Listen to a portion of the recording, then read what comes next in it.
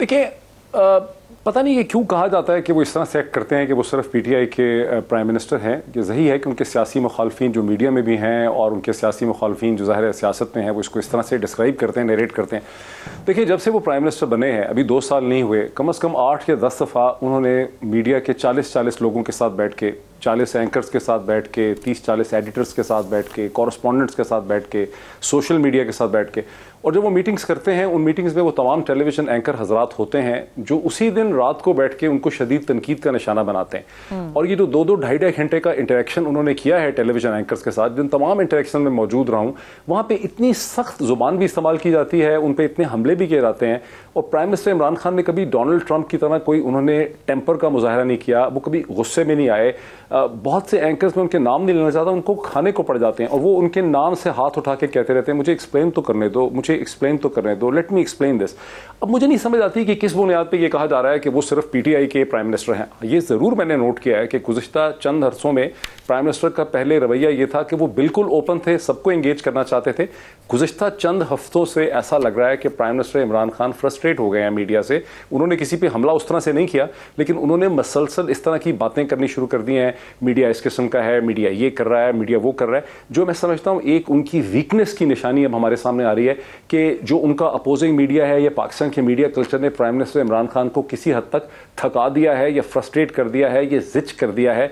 अभी आपने देखा कि मिनिस्ट्री ऑफ इंफॉर्मेशन की दोबारा उन्होंने एक रीऑर्गेनाइजेशन की। एक मसलसल एहसास है प्राइम मिनिस्टर में, उनकी टीम में, कि वो अपने केस को प्रेजेंट नहीं कर पा रहे, मीडिया उनको सुन नहीं रहा, उनको समझ नहीं रहा या समझना नहीं चाहता। वो फ्रस्ट्रेशन आपको जरूर नजर आती है। लेकिन ये कहना कि प्राइम मिनिस्टर सिर्फ पीटीआई को रिप्रेजेंट करते हैं या प्राइम मिनिस्टर मीडिया के बहुत ज्यादा खिलाफ हैं या उनको डोनाल्ड ट्रंप के साथ कंपेयर करना, मैं समझता हूँ ये नाइंसाफी होगी। आप देखें, डोनाल्ड ट्रंप ने तो 3-4-5 दफा खड़ी खड़ी सुना दी हैं वहां पर CNN को, न्यूयॉर्क टाइम्स को। वो तो मुंह पे कहते हैं तुम न्यूयॉर्क टाइम्स से हो, तुम इस किस्म के हो, तुम CNN से हो, तुम इस किस्म के हो, तुम CBS वाले ये करते हो। डॉक्टर साहब, इसमें एक दिलचस्प नुकता ये है, इसके बाद आगे बढ़ते हैं, कि प्राइम मिनिस्टर इमरान खान साहब खुद कुछ नहीं कहते, मगर आपको पता है कि किस किस्म के अलकाबात से नवाजा जाता है उन तमाम सहाफ़ियों को उनके मीडिया सेल के थ्रू। जो पीटीआई का मीडिया सेल है वो आपके, हम सब लोग बड़ी बखूबी इस चीज़ को जानते हैं। आगे बढ़ जाते हैं, अब जरा बात कर लेते हैं, आपने अमेरिका की ट्रंप के हवाले से बात की है।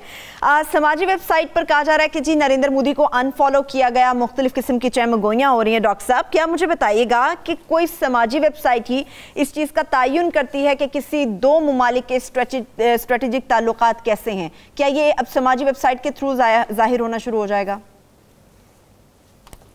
नहीं, देखिए, इसकी सिग्निफिकेंस ये थी कि जो व्हाइट हाउस का ऑफिशियल ट्विटर हैंडल है उसे 22 मिलियन लोग, यानी 2 करोड़ 20 लाख लोग जो हैं वो इस ट्विटर हैंडल को फॉलो करते हैं। और इस ट्विटर हैंडल को फॉलो करने की जो पॉलिसी है व्हाइट हाउस की, वो ये है कि खुद अमेरिका के अंदर की जो चंद की ऑफिशियल पर्सनालिटीज़ हैं उसमें जो थोड़ी सी नॉन ऑफिशियल उसमें पानी मिला हुआ नजर आता है, वो सिर्फ ये कि मेलानिया ट्रंप जो डोनाल्ड ट्रंप की वाइफ हैं और डोनाल्ड ट्रंप जो प्रेसिडेंट हैं, उन दोनों को भी ये ट्विटर हैंडल फॉलो करता है। सो बेसिकली वो सिर्फ 13 की स्टेट इंडिविजुअल्स को या इंपॉर्टेंट पर्सनालिटीज़ को फॉलो करता है।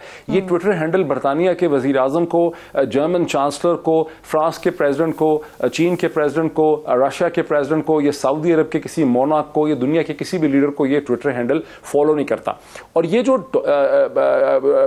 नरेंद्र मोदी वहां से अनफॉलो हुए हैं, नरेंद्र मोदी को भी ये ट्विटर हैंडल फॉलो कर रहा था गुज़िश्ता कई महीनों से, इंडिया के प्रेसिडेंट को भी फॉलो कर रहा था, इंडिया की वाशिंगटन की एम्बेसी को भी, और एक चौथा भी था कोई इंडियन एंटिटी, उसको भी ये फॉलो कर रहा था। जो लॉबिस्ट हायर किया है अमेरिका के अंदर, जो अमेरिकन लॉबिस्ट फर्म हायर की है वाशिंगटन बेस्ड पाकिस्तान की गवर्नमेंट ने गुज़िश्ता चंद हफ्तों में, ये उसने पहला काम करके दिखाया है कि उसने व्हाइट हाउस को ये लिखा और उनको ये बताया कि ये जो 4 इंडियन एंटिटीज को आप फॉलो करते हैं ये तो आपकी पॉलिसी के अंदर फिट ही नहीं होते, ये किस तरह इसमें चले गए। तो पता ये चला कि किसी तरह से इंडियंस ने अपने लॉबिस्ट के जरिए जुगाड़ लगा के उस सोशल मीडिया टीम में पेनिट्रेट किया जो व्हाइट हाउस के ट्विटर हैंडल को को मैनेज करती थी।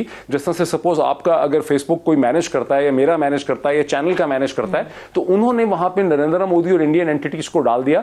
उसमें बड़ी एम्बैरेसमेंट हुई। अगर आप इंडिया के मीडिया को देखें तो वो एक्सप्लेनेशन की दे रहे हैं कि डोनाल्ड ट्रंप ने क्लोरोक्विन के इशू पे, चूंकि हिंदुस्तान ने शुरू में अमेरिका को क्लोरोक्विन एक्सपोर्ट करना से इनकार कर दिया था, तो डोनाल्ड ट्रंप ने नाराज होकर नरेंद्र मोदी को ट्विटर हैंडल से हटा दिया। ऐसा बिल्कुल नहीं है। ये पाकिस्तान का जो लॉबिस्ट है, अमेरिकन लॉबिस्ट है, मुझे नाम उसका इस वक्त जहन में नहीं आ रहा, ये अमेरिकन लॉबिस्ट ने किया है। उसने व्हाइट हाउस से कंप्लेन किया और उसने कहा कि ये आपके प्रिंसिपल्स के खिलाफ है और ये ये इस वक्त है कहानी सारी। ठीक।